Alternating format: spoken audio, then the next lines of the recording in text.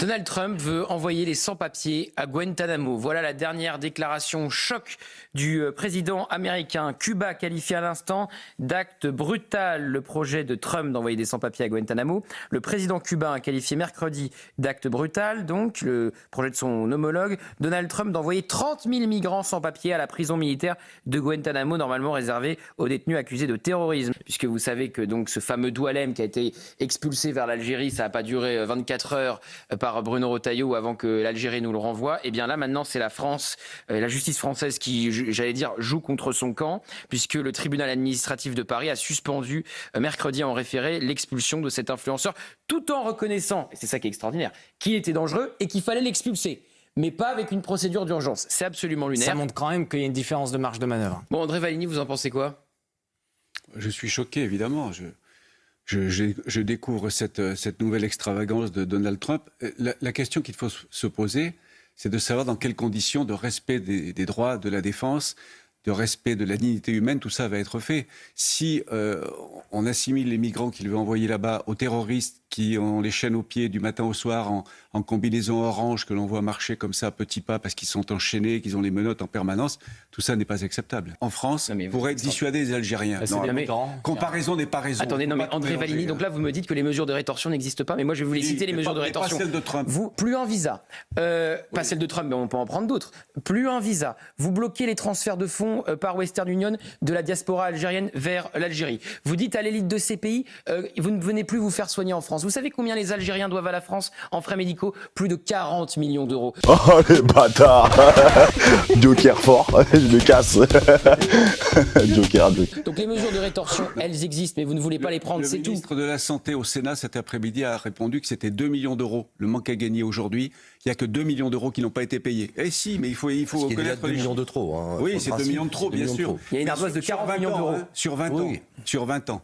C'est Yannick Neuder, le ministre de la Santé, qui a donné les chiffres. Écoutez, il y a une enquête qui a été publiée la semaine dernière, 40 millions d'euros qui n'ont pas été payés par l'Algérie. Très bien, s'ils ont régularisé à 38 millions d'euros en une semaine après l'enquête qui a été publiée la semaine dernière. Mais vous bottez en touche encore une fois. Non. Les mesures de rétorsion, non mais vous me répondez pas sur le fond. Vous ne voulez pas prendre les mesures de rétorsion. Non, vous ne voulez pas les prendre. Mais bien sûr que non. Bien sûr que si. Si on peut prendre des mesures de rétorsion, il faut le faire, évidemment. Mais on peut en prendre tout de suite. On peut en prendre 5 ou 6 très efficaces tout de suite. Pourquoi le gouvernement ne le fait pas alors ? Ah bah ça c'est la grande question. Ça c'est la grande question. Il y a de la peur, il y a de la crainte, de la diaspora sans doute algérienne en France, de sa réaction. Les relations France-Algérie sont tellement compliquées. Mais ne faisons rien, laissons tout comme ça. Mais non, c'est pas qu'il ne faut rien faire. Il y a des moments où, quand les relations sont trop compliquées, il faut casser la relation. Aussi. Elle est un peu cassée en ce moment, hein. Surtout depuis. Alors raison de plus pour y aller franco. Bon, Éric Tegner, s'il vous plaît, aidez-moi là parce que. Et en attendant, on a un écrivain qui est bloqué là-bas. Oui. Non mais moi, c'était intéressant d'écouter le débat entre deux personnalités politiques. Pour moi, ça montre pourquoi tout part à volo quand même. C'est-à-dire qu'aujourd'hui, vous pensez que les migrants qui sont en Afrique, s'ils nous regardaient, ils se diraient non, je ne vais pas venir. Non, parce qu'on est en train de dire, finalement, si tu traverses une frontière, c'est pas un problème. C'est-à-dire que la notion de propriété, de défense d'une frontière, c'est pas un souci. On est en train d'expliquer que, bon, les Algériens, ils peuvent nous menacer, ça peut être difficile, donc faut se coucher. Et en plus, on l'explique, on en fait un argument.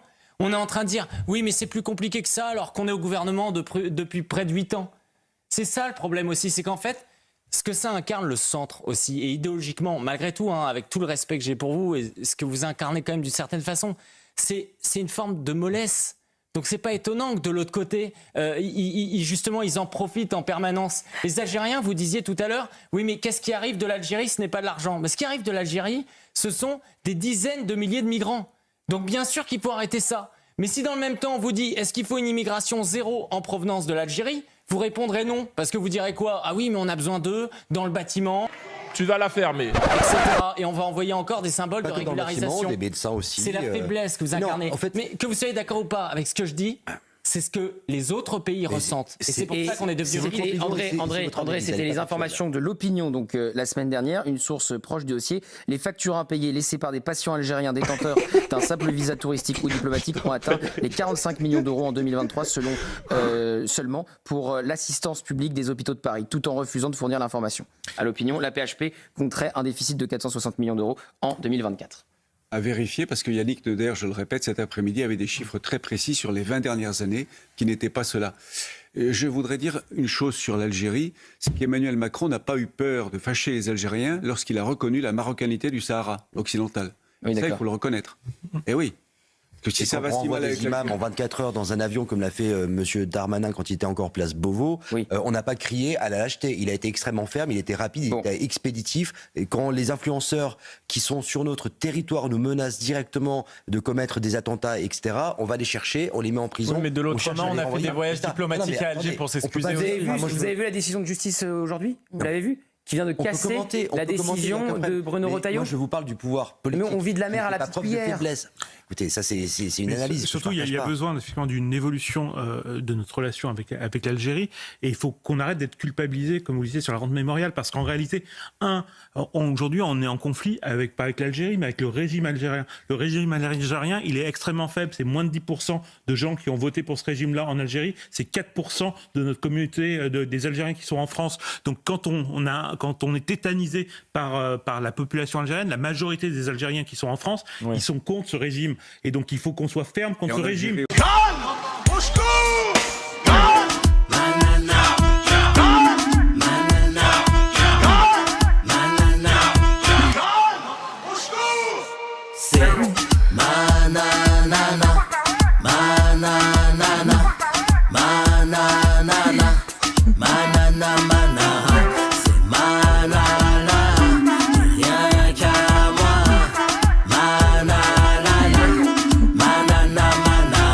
La chanson de l'été, Nana Manara de Nicolas Malone sur Spotify, iTunes, et bien sûr Deezer pour bouger, danser, se remuer.